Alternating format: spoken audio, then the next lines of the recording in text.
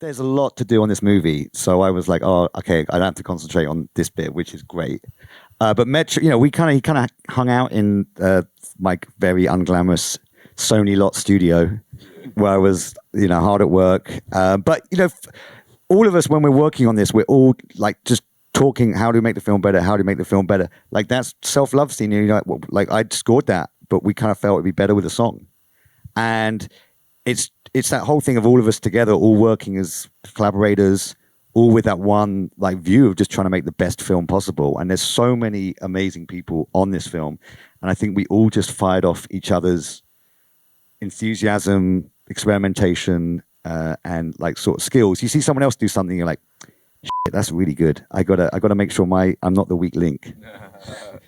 No weak links here.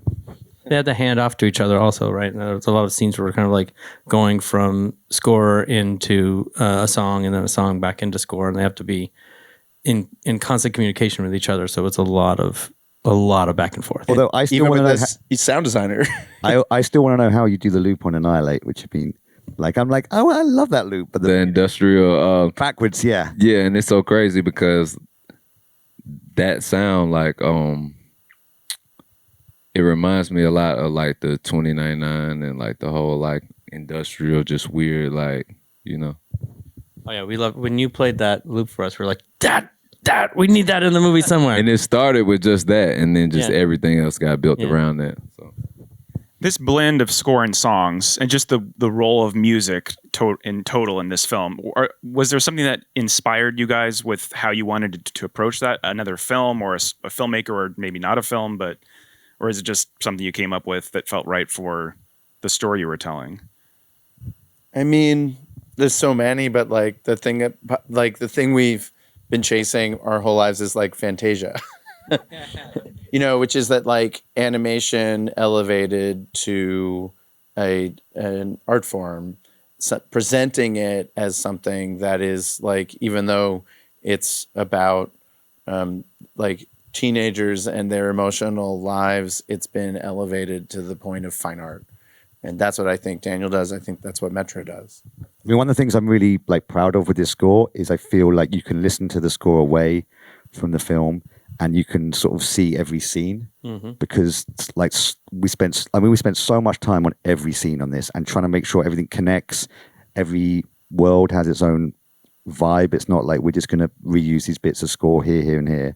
Like every second, I mean, bespoke. The amount of time you might spend on like 3 seconds in this movie, like it's crazy. Like the bit when Miles, the bit when Miles jumps through the portal, pauses, and like just trying to get that moment to land. Like it's like 3 seconds, and just trying to spend so much time making sure it's the best it can be. That when you're in the audience, you just get that kind of push.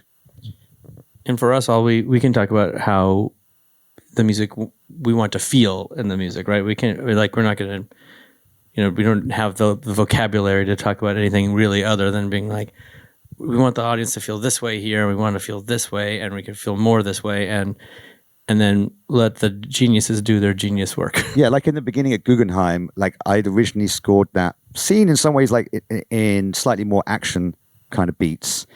And we was kind of working okay, but we were like, something not right here. And then Phil was just like, this is Gwen. We got to be rooting for Gwen. We got to see this through Gwen's point of view. And then that completely changed how we scored it. And suddenly the whole sequence came to light and just really felt like another level of where we're taking it.